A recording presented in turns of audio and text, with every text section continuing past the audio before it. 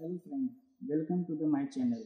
In this video, we are going to learn basis and dimension of vector space of linear algebra with full concept, short trick and complete systematic solution for your competitive exams. This video is also helpful for those students who are preparing for UP PGT, GSE lecturers and BSc MSc Mathematics. If you like my video, please do share, subscribe and comment for the next video. So let's begin.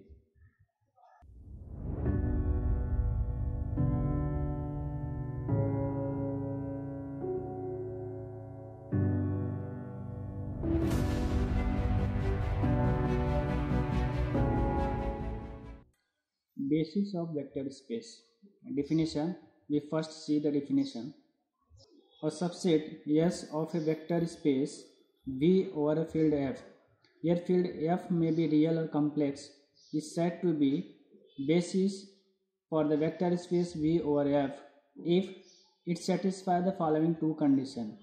If it satisfies the two conditions, first one, S should be linearly independent, and second, the vectors of S generate the set V, that is V generate the set S.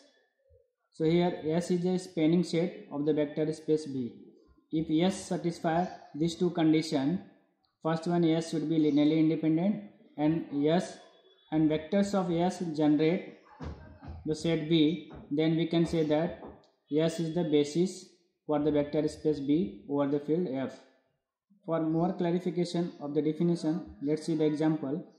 Example, a set S which contains the vector 1 0 0, 0 1 0 and 0 0 1 is a basis set for the vector space V. Here V is R3 over R. So we have to prove that S is a basis set for the vector space V. For the solution, we let E1 equal to first vector, that is 1 0 0, E2 equal to second vector 0 1 0 and E3 equal to third vector 0 0 1 in R3. So we let the given vectors are the element of R3. Now we suppose there is a scalars C1, C2, C3 and their linear combination with the element of S is 0. So we have C1 E1 plus C2 E2 plus C3 E3 equal to 0. Then this can be written as C1 E1 is a first vector 1 0 0 plus C2 E2 is second vector 0 1 0 plus C3 E3 is third vector, that is 0 0 1 and this equal to 0. Now we multiply each scalar C1 C2 C3 inside the vectors. So we will have C1 0 0 and plus 0 C2 0 and plus 0 0 C3 equal to 0. So from this we will have the vectors C1 C2 C3 and which is equal to 0 0 0, because we can write this 0 is equal to 0 0 0. Now we comparing each component, so we will get C1 equal to 0, C2 equal to 0 and C3 equal to 0. Since each Ci equal to 0 for I running from 1 2 3, therefore we can say that the vectors E1, E2 and E3 are linearly independent. Now since S contains the vectors E1, E2 and E3, therefore we can say that S equal to E1, E2, E3 is linearly independent set. Since the set S contains the vectors E1, E2, E3, therefore we can say that set S is linearly independent set. So name this equation number 1. Now since each Ci equal to 0 and Ci belong to R for I running from 1 to 3 and each Ei belong to S for I running from 1 to 3, then their linear combination must belong to the set S. Therefore the linear combination C1 E1 plus C2 E2 plus C3 E3 belong to S, which contain in R3. So therefore we can say that S is the spanning set of the vector space V, which is R3 over R. Therefore V spans the set S, or the vectors of S generate the vector space V, which is equal to R3 over R. Name this equation number 2.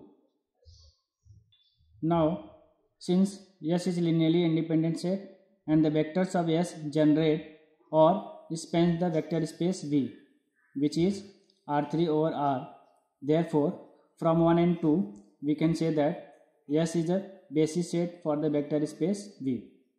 Therefore a subset S of a vector space V, which is equal to R3 over R, is a basis for the vector space V. So from 1 and 2, this is from 1 and 2. Now note that in general the vectors 1 0 dash dash dash 0 and 0 1 dash dash dash 0 and so on 0 0 dash dash dash 1 are vectors of S, and S is the basis for the vector space Rn. Then this basis S for the vector space Rn is known as standard basis, or you can say usual basis or natural basis. Here vector first term of the vector is non-zero, and this is the second term of the vector which is non-zero, and so on up to this is the nth term of the vector which is non-zero. If S contain this type of vectors, then S is known as basis for the vector space Rn, and which basis is known as standard basis or usual basis, or you can say natural basis. Next topic is dimension of vector space, which is one of the most important topic of linear algebra. So please be careful for this topic. So what is the dimension of vector space? The number of elements in the basis is called dimension of vector space. If V is a vector space, then its dimension is denoted by dim B, which is known as dimension of vector space V over any field F. Let's see the example. Consider the set S which contain the element or vector 1 0 0 0 1 0 0 0 1. So clearly we can observe that S is the basis set for the vector space V over R3. By the first example we already proved which is the basis set for the vector space R3 over R.